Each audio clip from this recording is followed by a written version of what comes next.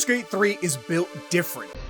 I'm built different. Its game design is different from other modern RPGs, and its changes are ones that I hope other studios start to embrace. As not only do the changes in BG3 make it a more interesting and immersive experience, but it also allows the devs to truly stretch their creative legs, so to speak. In this video, I want to touch on those changes, and I guarantee this video is not going over the typical game design that many other videos are looking at. As when people look at game design today, they limit themselves to only the mechanics and how they serve the game as it is now. But in this video, I want to touch on how BG3's design changes what game devs are able to achieve in their games in comparison to other modern RPGs today. But enough setup, let's get started.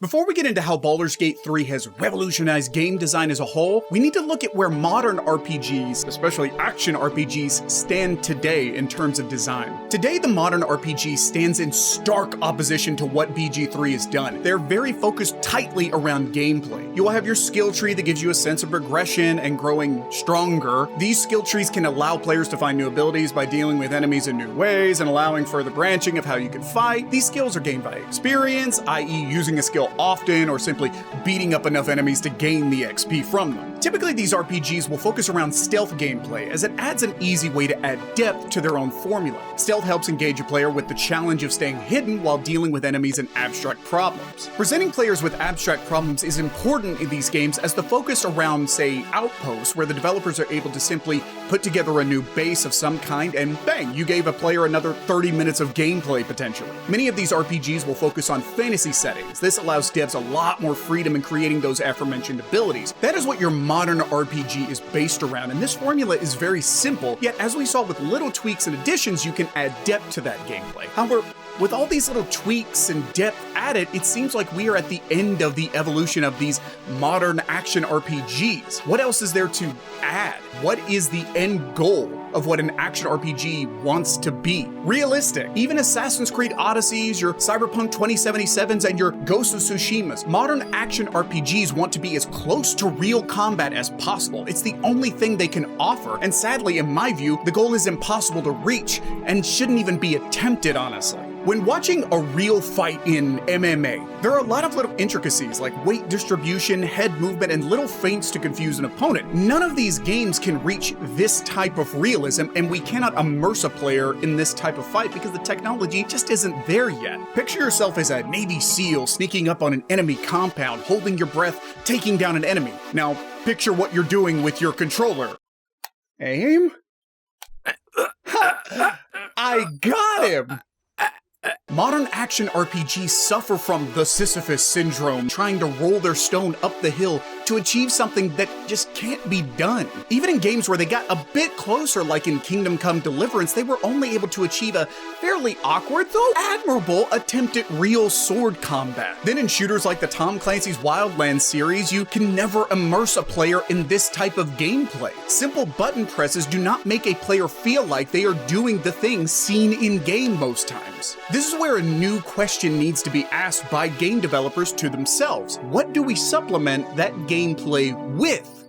What do you do when you have no experience crafting great gameplay? Walking Sim devs answers, don't try, meaning they are going to lean into their strengths instead of leaning on combat or stealth mechanics. We're going to instead draw players into an interesting narrative, maybe with some branching choices. But this is the other extreme. Instead of supplementing that gameplay, we're instead just taking it out completely when we don't need to do that. What about on the other end? A series like the modern XCOM games are very heavy on their gameplay. It's the main course for their product. XCOM can get away with this as their gameplay is simple, perfect for what they're trying to achieve. A dash of RNG here or there creates legendary fights and heartbreaking defeats. And this is where Larian and Baldur's Gate 3 comes into focus. Picture your favorite role-playing game, creating your own character with their own wants, desires, and opinions, then add in simple, perfect combat with that dash of RNG to create an ever-changing, ever-stressful gameplay loop, you have the right amount of everything we discussed before. Don't get me wrong, BG3's gameplay is not revolutionary in its design itself, nor is what it's doing with its story and choices. What I'm saying is BG3 and its design should change how other studios view how they create their games. Firstly,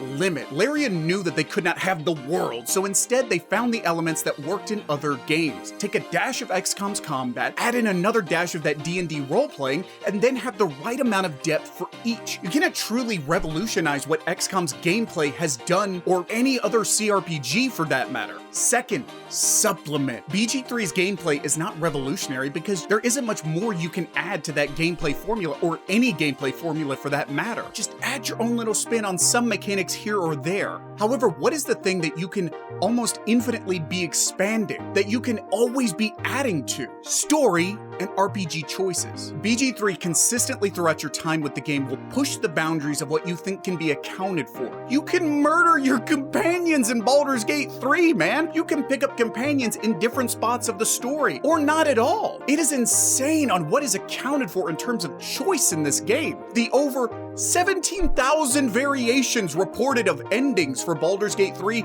is real, and by the end you can see where things could have changed. Now, does this mean you can do whatever you want in terms of story? No, Baldurs Gate 3 goes right up to the edge in terms of player freedom, and it is really pushing it in this game. But that's the point.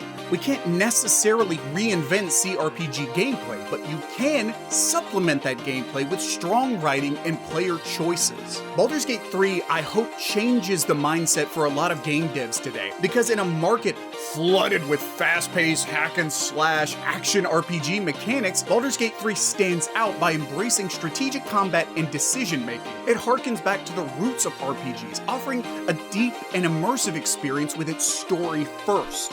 Baldurs Gate 3 defies the current trend of action RPGs, and I hope we can see more CRPGs with a particular emphasis on story and player choices, as these are the only things we have yet to truly try and revolutionize in any form, until, of course, Baldurs Gate 3. That's the video. Thank you so much for watching. Remember, Daddy needs his external validation, so go ahead and hit the sub button, hit the like or dislike button. YouTube does not care if you're making fun of me, crapping on my forehead. My mental health is your plaything, blah, blah, blah. Love you. I don't actually love you. Get out of here. You can love me, though. That's totally cool. I need it.